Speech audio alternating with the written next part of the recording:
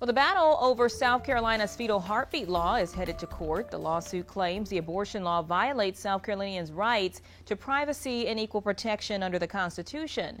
Arguments will be heard in state court here in Columbia on Tuesday morning at 10. Meanwhile, State Attorney General Alan Wilson announced a previous injunction blocking the law has officially been lifted. The fetal heartbeat law bans abortions after 6 weeks of pregnancy, before most women know they're pregnant, with exceptions for rape and incest, and to save the mother's life. The law has been in effect since June 27th, a few days after the U.S. Supreme Court overturned Roe v. Wade.